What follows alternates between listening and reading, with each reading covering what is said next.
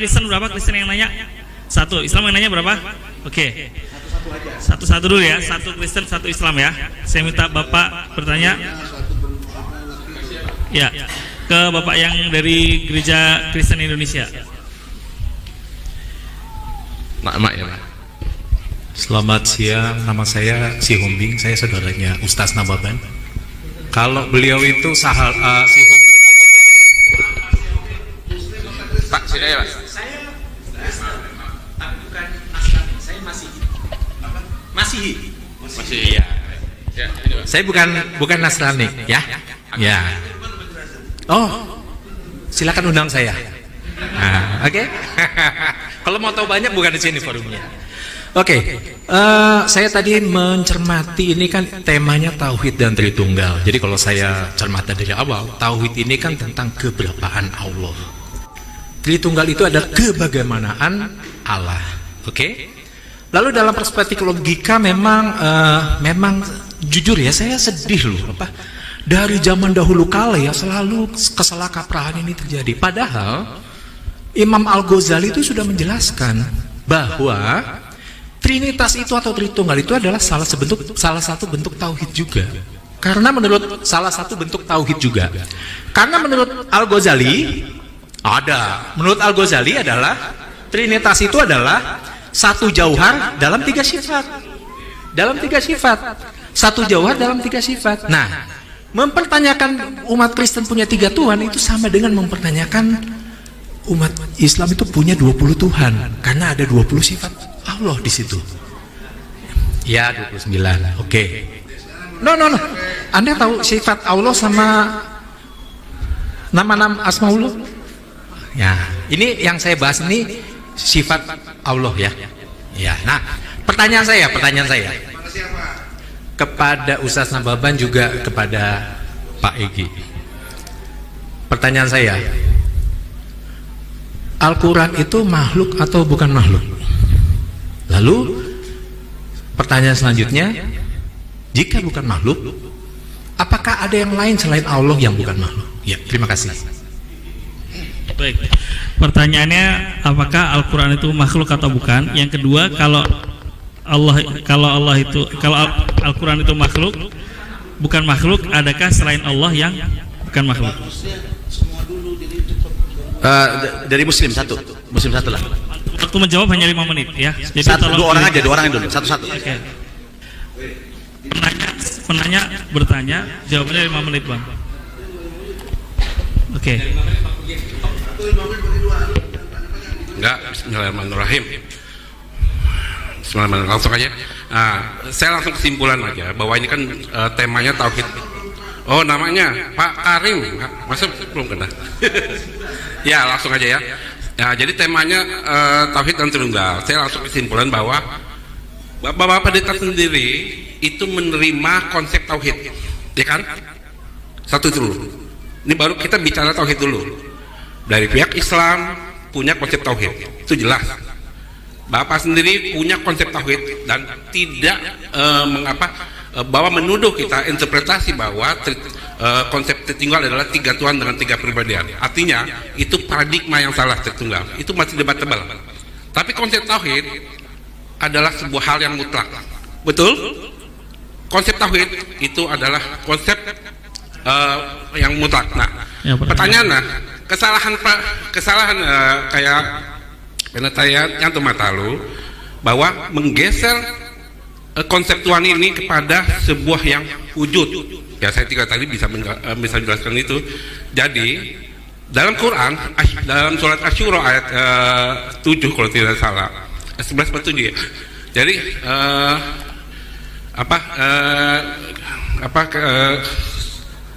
pertanyaannya langsung pertanyaan ya Pak. Tuhan itu, Bapak mau nanya apa? Langsung aja Pak. Ya ini nanti pertanyaannya. Tapi dasar dalilnya ada bahwa Tuhan itu tidak punya wujud. Begitu juga dengan korelasi dengan 2 Samuel 7 ayat 22 sampai 24. Itu bersusahan bahwa Allah tidak disamakan dengan sesuatu apapun. Ya, mislihi ya, saya lupa. Laisa kamitslihi syai'. Ya, laisa kamitslihi. Jadi Allah tidak serupa dengan makhluk apapun atau zat apapun. Nah, itu Pertanyaannya- bersesuaian dengan 2 Samuel 7 ayat 22 sampai 24. Gitu Pak pertanyaannya. Gimana penjelasannya? Ya, masing-masing penjawab diberi waktu 5 menit saja. Ya. Oke. Terima kasih Bang Sihombing. Lumban Toruan atau Nababan? Saya manggil abang lah. Jadi dalam hierarki kami lebih tua, walaupun saya lebih tua mungkin, tapi dalam hierarki marga kami saya manggil abang sama beliau. Bang Sihombing itu menarik pertanyaannya, apakah Al-Quran itu makhluk atau kholik? Jadi Al-Quran itu kalam, perkataan, bukan zat. Jadi perkataan Allah, ya, perkataan Allah yang dibukukan. Tadinya Al-Quran itu sampai kepada Nabi Muhammad itu tidak dalam bentuk tulisan, dalam bentuk kalam. Tapi kalam itu bisa disebut berhuruf. Contoh, saya ngomong begini, bisa nggak dibikin huruf? Bisa nggak? Bisa. Logis nggak? Jadi Nabi Muhammad itu buta huruf. Lalu tanya, kenapa buta huruf? Karena tidak pernah sekolah. Loh, bagaimana seorang nabi menjadi nabi besar tapi nggak pernah sekolah? Itu memang sudah di planning sama Allah. Sebab kalau nabi kami sekolah, pintar membaca, pintar menulis, nanti orang lain akan menuduh Al-Quran karangan dia, karena pandai menulis, pandai membaca.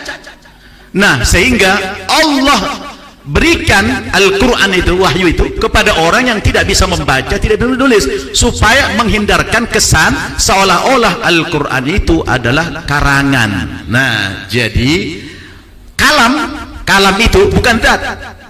Allah yang berbicara itu wahyu. Jadi terpisah dia. Kalau begitu, kalam itu makhluk atau kholik. Nah, gitu kan? Kita tidak bisa mengatakan makhluk ciptaan itu kan kalam Allah, perkataan Allah. Berarti perkataan Allah itu kan menyatu dengan dirinya. Sama dengan saya bicara misalnya sekarang ini. Bisa enggak Bang Sihombing memisahkan saya dengan pembicaraan saya? Nggak bisa kan? Bahwa yang ngomong ini saya. Nggak bisa dipisah itu. Jadi kita tidak bisa mendefinisikan kalam itu sebagai makhluk, nggak bisa. Itu makhluk itu ciptaan maksudnya. Apakah kalam itu ciptaan Allah? Oh tidak, dia yang berkata. Berarti bukan ciptaan, perkataan dia. Apakah kalam itu zat dia? Oh tidak. Bisa dipahami? Saya sekarang bicara, saya bicara. Apakah suara yang keluar dari mulut saya itu zat saya? Oh tidak, zat saya ini. Tapi Allah berikan saya kekuatan untuk berbicara, maka itu namanya kalam. Jadi perkataan itu bukan makhluk, bukan ciptaan, dia melekat kepada dirinya. Nah, sebagai apa kalam itu? Sebagai pedoman, sebagai petunjuk, sebagai amanat. Sama dengan presiden memberikan amanat, kadang-kadang tertulis, kadang-kadang tidak tertulis. Itu kan amanat. Menyatu enggak perkataan presiden dengan dirinya? Ya menyatu. Kan gitu. Jadi apakah perkataan presiden itu ciptaan dia? Oh tidak, diri dia. Dia yang berkata. Nah, tapi tidak bisa disamakan dengan makhluk begitu. Silakan. Kalau nggak cukup waktunya, Ya. potong lagi gue. Adakah makhluk, adakah selain Allah yang selain Al-Quran yang bukan makhluk? Selain Allah, Bang. Adakah yang selain Al-Quran yang bukan makhluk juga gitu Bang? Ya. Adakah makhluk? Adakah yang bukan makhluk? Oh tidak ada. Ya, yang kekal itu cuma satu. Kullu halikun. Al-Quran itu. Jadi begini, saya endapkan dulu logika saya. Saya ingin lihat apa kata Allah. Ki, tolong Ki ya, mulai dari surat ke-6 Al-An'am 114, 115, 116. Mesti sabar nih Quran dengar. Kalau yang nggak mau sabar dengar nggak dapat rahmat. 114 dulu, kemudian terus 15, 116 dari surat Al-An'am, surat ke-6. Ya, punten. Pantaskah aku mencari hakim selain Allah, padahal dialah yang menurunkan kitab Al-Quran kepadamu secara rinci. Nah, Quran diturunkan oleh Allah rinci, detail. Keliru umat Islam memahaminya seperti ini, kayak dia nih. Enggak, kalau gitu bukan makhluk, ada kutupat ya, susah. Nanti saya jelasin. Terus, Orang-orang yang telah kami beri kitab mengetahui benar bahwa Al-Quran itu diturunkan dari Tuhanmu yang benar. benar, rinci, benar. Terus, Maka janganlah kamu termasuk orang-orang yang ragu. no doubt, jangan ragu. Exactly artinya jangan ragu itu. Pasti. Keempat, Dan telah sempurna firman Tuhanmu Al-Quran dengan benar dan adil. perfect Quran itu, perfect. Siapa yang beri? Apalagi dia bilang tadi ada keliru. Di mana kelirunya? Allah yang bilang perfect. Jawab. Gak ada, perfect, sempurna, benar. Tambah lagi yang terakhir. Tidak ada yang dapat mengubah firman-Nya, dan Dia maha mendengar, maha mengetahui. Ada yang terlomba, adil. Coba ulangi lagi, pelan-pelan loh. Dan telah sempurna firman Tuhanmu atau Al-Quran dengan benar dan adil. Nah itu, lasat bos, udah bener adil lagi. Nah ini teori saya Jubedil, saya ambil dari sini, bukan Egy Sujana bikin teori. Saya hanya memformulasi pikiran ilmiah dari Quran ini, dahsyat Al-Quran ini. Banyak profesor, ini profesor saya sebut A, B, C, D, dia punya teori apa coba? Si Fulan profesor, itu teorinya apa dia? Kagak ada, Profesor Kum, nulis buku, ngajar, pengabdian, profesor. Nenek lampir aja jadi profesor, gimana gitu?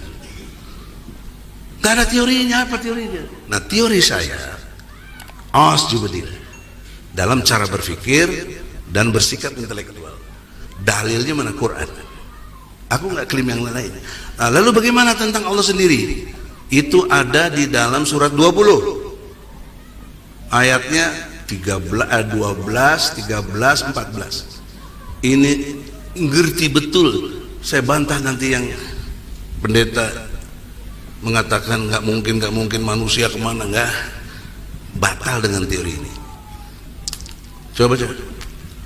Sungguh aku adalah Tuhanmu, maka lepaskan kedua terompahmu, karena sesungguhnya engkau berada di lembah yang suci atau tua. Terus 13, 14. Dan aku telah memilih engkau, maka dengarkanlah apa yang akan diwahyukan kepadamu.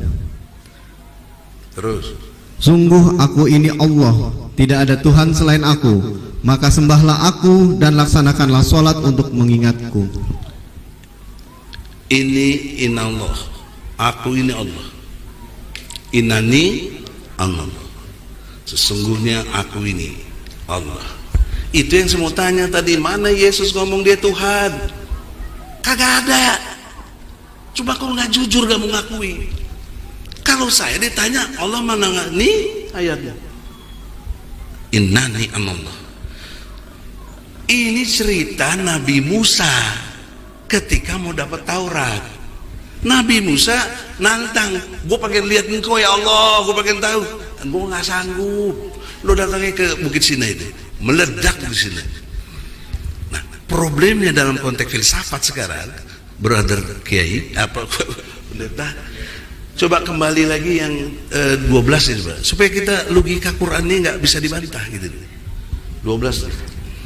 Sungguh aku adalah Tuhanmu, maka lepaskan kedua terompahmu, karena sesungguhnya engkau berada di lembah yang suci, tua. Nah, statementnya jelas, gue ini Tuhan, lu berada di lembah suci, lepaskan kedua terompahmu. Pertanyaan serius saya, apa kedua terompah di situ yang dimaksud? Kaitannya dengan Nabi Musa, bukan tafsir gue. Ini namanya tadabur. Anda harus ngerti antara ilmu tadabur dan ilmu tafsir. Saya tidak menafsirkan, saya cuma baca ayat. Tafsir multi pendekatannya, balaghah, kemudian asbabun nuzul, tinjauan fikih, tinjauan hadis, kompilasinya itu baru ditafsirkan. Aku jujur tidak sanggup. Bentar, saya mentadaburi. Apa itu tadabur? Ada dijelaskan di Quran. Cuma waktunya kan, tapi saya sebut ayatnya. Lu baca aja kalau nggak percaya. Al-Baqarah 185. Nanti bentar lagi Ramadan nih diturunkan Al-Quran untuk 3 fungsi. Fungsi Al-Quran itu sebagai hudan, petunjuk. Kedua, fungsi Quran adalah bayinat sebagai penjelas.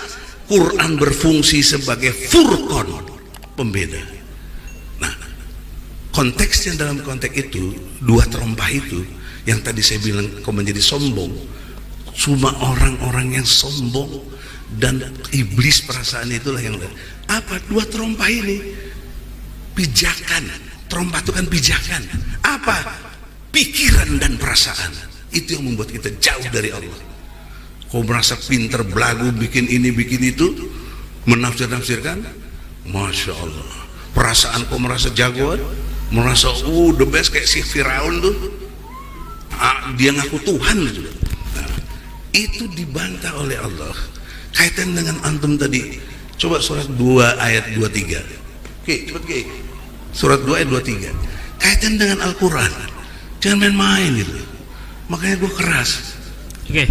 Enggak, soal dibatasin 2 menit lagi, Pak ya. Iya, iya. Kita beri kesempatan pihak Kristen. Wah, ini kan wilayah peserta BI ikhlas kok. Ikhlas gak?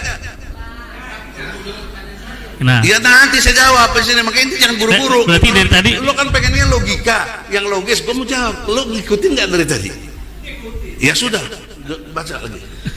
Dan jika kamu meragukan Al-Quran dan yang kami turunkan kepada hamba kami Muhammad, maka buatlah satu surah semisal dengannya dan ajaklah penolong-penolongmu selain Allah jika kamu orang-orang yang benar. Sekali lagi, buat Ibrahim pasti Tokhi Hombing, lo jawab ini Quran. Dan jika kamu meragukan Al-Quran yang kami turunkan kepada hamba kami Muhammad, maka buatlah satu surah semisal dengannya dan ajaklah penolong-penolongmu selain Allah jika kamu orang-orang yang benar. Lu kan nanya makhluk apa bukan, kekal atau tidak.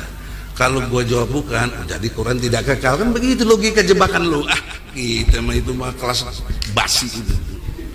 Jadi logikanya begini. Sekarang gue tanya lu raguin Quran, lu bisa bikin gak satu surah, satu ayat ini? Jurinya siapa? Sekarang kita semua. Al-Quran itu banyak orang yang udah hafiz Quran, titik komanya. Moderator masalah waktu ini. Nanti atur aja Pak Egi dengan Pak siapa ketemu. Oke Bang, bicara di belakang. Harus jujur. Baik. Oleh karena itu tadi udah menjelaskan bahwa itu ucapan kalam betul, tapi dalam konteks central system, lo harus ngerti central system dari space and time ini. Al-Quran itu perkataan Allah, wahyunya Allah. Allah itu zat yang dahsyat luar biasa, nggak bisa ditandingi, absolut, distinct dan unik. Oke, baik. Sekarang penafsiran ente, apa dia makhluk atau dia bukan makhluk? Lu putuskan sendiri, jangan gua ajar-ajarin lu. Lu gila lu. Oke, cukup ya. Berarti kalau lu pintar lo jawab. Dijawab sendiri ya. Sekarang begitu ya. Nah, cukup. makanya jangan fitnah lagi sama Quran. Kalau lu berani bilang ada apa, lu buat satu ayat saja. Quran yang minta. Assalamualaikum warahmatullahi wabarakatuh. Baik. Ya, pertanyaan silakan dijawab dari Muslim tadi. Berapa menit kami itu sudah lama sekali. Silakan, saya tidak juga limit, kecuali udah lama banget rasanya. Oke. Oh, tidak bisa sepuasnya. Nanti kita ya. Baik, saya jawab ya. Tadi untuk pertanyaan dari seorang bapak ya, ya Pak Karim yang mempertanyakan mengenai Trinitas juga menyinggung tauhid. Mungkin saya hanya menjawab mengenai tauhid yang dikatakan Kristen juga percaya tauhid, dan sisanya nanti mungkin Pak Moses mau berikan tanggapan.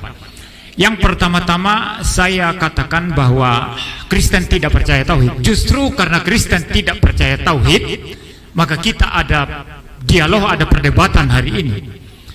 Kami tidak percaya konsep tauhid Allah satu dengan satu pribadi mutlak. Kami percaya keesaan Allah, kesatuan Allah, Allah yang satu, tapi di dalam dirinya ada kejamakan, kejamakan pribadi, juga ada kejamakan sifat-sifat. Dan sebagaimana saya berulang-ulang buktikan dalam debat ini, bahwa Anda melihat eksistensi apa saja di dunia ini selalu unity, yang satu dan yang beragam, unity and diversity. Maka dasar negara semboyan negara kita Bhinneka Tunggal Ika itu betul-betul 1000% benar. Ya. Jadi Anda melihat eksistensi apa saja selalu satu, dan dalam diri yang satu itu selalu ada kejamakan. Ini niscaya Anda secara logika nggak bisa tolak itu, ya. Even secara moral Anda tidak bisa tolak itu. Di dalam kehidupan juga nggak bisa ditolak. Selalu satu, dan di dalam yang satu selalu ada keragaman. Ya. Jadi kalau Anda mengatakan bahwa prinsip tauhid itu juga Kristen percaya, kami tidak percaya dan kami tidak menerima itu. Itu sebabnya ada perdebatan. Ya. Lalu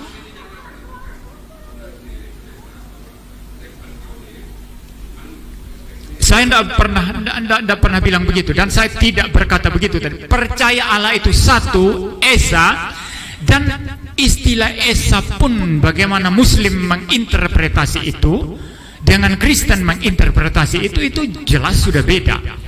Kami mempercayai istilah esa, atau dalam istilah Ibrani itu ekad, itu selalu satu. Di dalam yang satu itu dia mempunyai keragaman.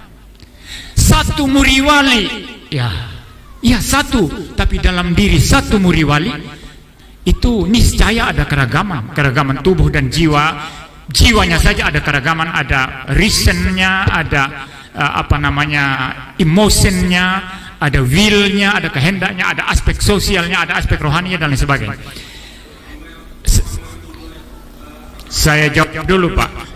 Ini Anda mempertanyakan 2 Samuel dan lain sebagainya dengan cara, kalau Anda bertanya karena tidak tahu, saya menjawab sebagai seorang pengajar Kristen. Tapi kalau mempertanyakan ini dalam konteks Anda mau menegaskan bahwa Kristen juga percaya tauhid, ini berarti pertanyaan mengutip Samuel itu dalam pengertian mau menguji saya, dan saya pikir kita tidak berada pada level yang sama, ya. Jadi saya lanjut dulu.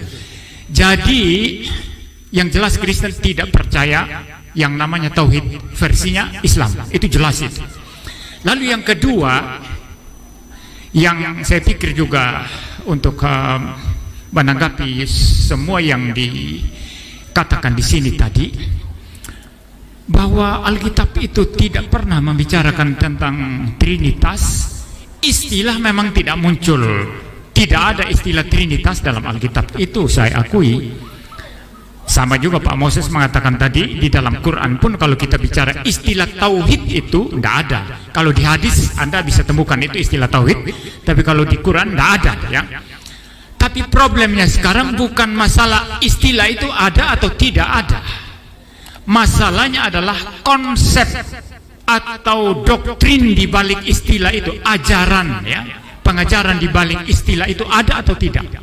Kami jawab ada, dengan sangat-sangat meyakinkan, bahkan lebih daripada meyakinkan. Ya, ini bergantung interpretasi.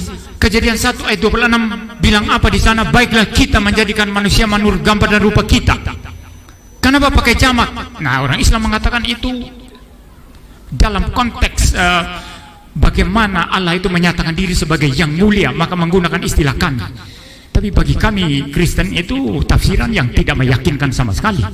Ya, bahkan di awal kitab, dalam kitab Kejadian sangat clear di sana, pada mulanya Allah menciptakan langit dan bumi.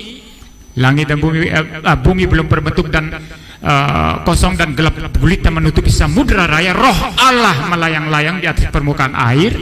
Ada roh Allah di sana. Ayat ketiga, berfirmanlah Allah. Allah rohnya dan firmannya. Lalu kemudian terus kalau kita mempelajari kitab suci sampai perjanjian baru, itu sangat clear sekali ini doktrin atau ajaran mengenai keberadaan Allah itu memang Allah yang satu, yang mempunyai firman yang kekal dan mempunyai roh yang kekal. Firman yang kekal itulah yang kami kenal sebagai Tuhan Yesus Kristus. ketika dia datang ke dalam dunia mengambil natur manusia sepenuhnya. Seperti itu. Jadi istilah tidak ada, tapi ajarannya sangat meyakinkan dan lebih daripada meyakinkan.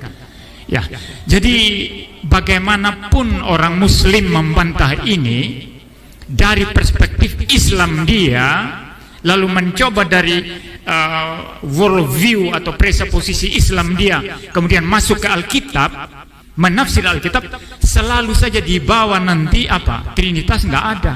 Karena waktu Anda mendekati Alkitab itu Anda datang dan presuposisi tauhid Anda.